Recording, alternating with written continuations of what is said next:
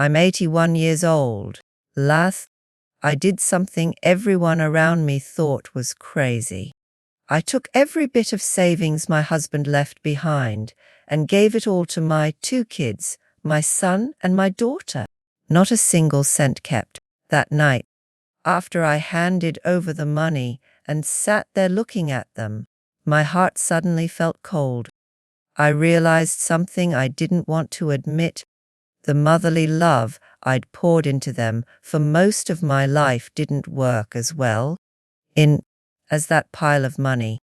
Don't get me wrong, I'm not trying to say they're ungrateful. If you hear what happened next, you'll understand.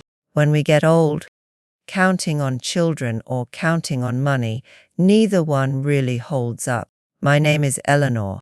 My husband passed away 3 years ago. When he was alive, he handled everything, big and small. Life didn't feel hard. But once he was gone, the house felt huge, like an empty field. It was so quiet I could hear a pin drop. Getting old really hits you. I didn't feel it before. But now even going to the bathroom makes me worry about falling. One night, I wanted to boil some water. I filled the kettle, put it on the stove, turned around and my mind just went blank. I went back to my room and lay down. When I finally remembered, the whole house smelled burnt. The stainless steel kettle had turned red, black smoke rising, and even the plastic board on the counter had warped. I was just a step away from burning the whole place down. I couldn't sleep. The moment I closed my eyes, I felt scared. I'd lie there staring at the ceiling, thinking, what if one day I die here, and no one even knows until it's too late? I couldn't bring myself to say that out loud to my kids. So I called my son and said, I'm thinking of staying with you for a few days. Just need a change. He came to pick me up the very next day. It really felt good.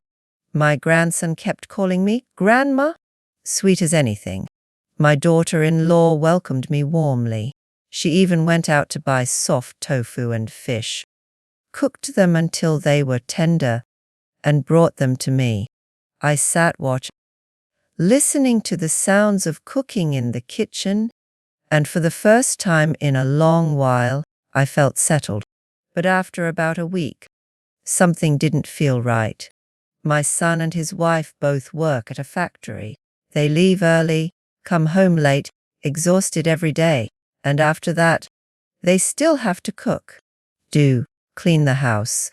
Watching them like that, I tried to help picking vegetables, sweeping, but my daughter-in-law would quickly take things from me and say, "You'll only tire yourself out." I knew she meant well, but standing there, I didn't know what to do with my hands. I felt like a child who'd done something wrong. Little by little, I became the extra person in the house. When they got home, they didn't feel like talking. After dinner, they each sat with their phones. I tried to chat about small things like the neighbor's grandson, but they'd just say, "Mem," without even looking up. To avoid bothering anyone, I kept the TV volume low. Even going to the bathroom, I tried to avoid their busy mornings. In my own son's home, I lived like a guest who didn't quite belong. One night, I got up for water. As I reached the kitchen door, I heard quiet crying. It was my daughter-in-law. Through her tears, she said to my son, "With your mom here? I don't even dare to speak loudly. Next month, my mom isn't well and needs to come too. Our place is only 2 bedrooms. Where is she supposed to sleep? The living room. How long can we keep living like this? You keep saying wait until your mom decides to leave. What if she doesn't?" My son didn't say anything at first. He just sat there, the cigarette glowing in the dark. Then he sighed and said, "What can I do? She's my mom. She doesn't have much money. If I don't take care of her, who will?" I stood there in the hallway, my face burning. It felt like I'd been slapped. That's when I understood I had become their burden, even if they didn't say it. The next morning, I told my son I wasn't used to apartment living. No place is better than your own home, I said. I insisted on going back. Before leaving, I called both my kids over. I sat at the table, took out 2 bank books, and placed them in front of them. That was everything my husband and I had saved, 300,000. I said. You each take half, use it for your mortgage or the kids' schooling. I have my pension. I'll be fine, they both said. Mum. You should keep it. We don't need it. But their eyes stayed on those bank books. When I pushed the bank books into their hands, they slipped them into their pockets without hesitation. And in that moment, I saw the relief on their faces. My heart felt like it was being cut open. All those years of love couldn't compare to that money. But I made myself stay clear-headed. Once I gave it away, I knew I couldn't go back and ask them for anything later. After I went back home, I used my monthly pension, 3,000, to hire a helper. I paid 2,500 a month. She came daily to cook lunch and help with laundry. I thought, if I'm paying, at least I won't have to depend on anyone's mood. But it didn't work like that. She was there to work, not to care. I liked washing dishes right after meals and keeping things clean. She didn't. She said. Brown, I only work 2 hours. I'll do it my way. I liked my bed perfectly smooth. She'd just toss the sheets on and pat them twice. If I said anything, her face would darken. In my own home, spending my own money, I still had to watch someone else's attitude. The money was going out, but I felt worse than before. She left after less than 2 months. I found another careless, even took things from my kitchen.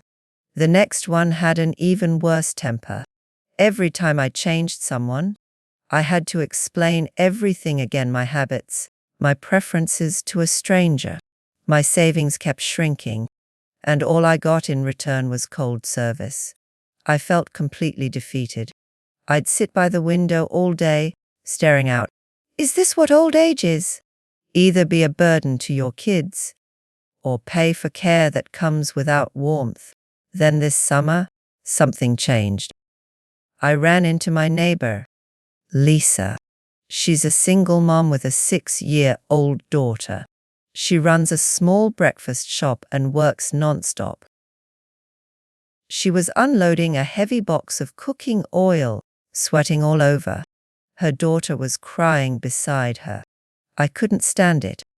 I walked over and picked the little girl up. Lisa kept apologizing, embarrassed. I said. It's nothing. I sit at home all day anyway. Let me help. Strangely enough, the child stopped crying in my arms. After that, Lisa would leave her daughter with me in the afternoons while she worked. The girl was sweet.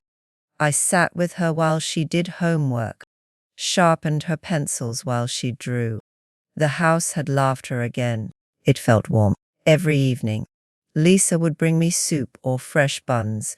She always said she made extra. I told her she didn't need to, but she insisted. If you didn't help me, I couldn't run my shop, she said. We helped each other.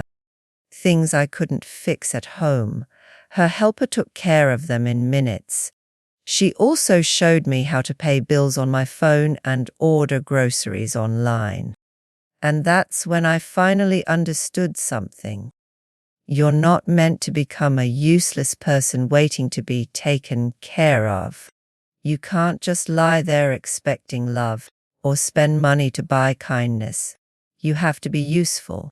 When you're useful to others, they'll treat you sincerely as a person, not a burden. That kind of relationship, you can't buy it, and you can't force it.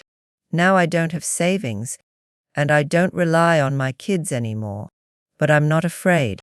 I help Lisa pick up her daughter. I chat with neighbors. I still live alone, but I'm not lonely anymore. Maybe one day I'll have to go to a nursing home, but for now, I'm living like a real person with purpose, with dignity. Thank you for listening to me talk so much. If you're getting older too, or if you have elderly people in your family, don't just think about money and don't only rely on children. Instead, help someone. Find people you can support and who can support you. Life really isn't as hard as it seems.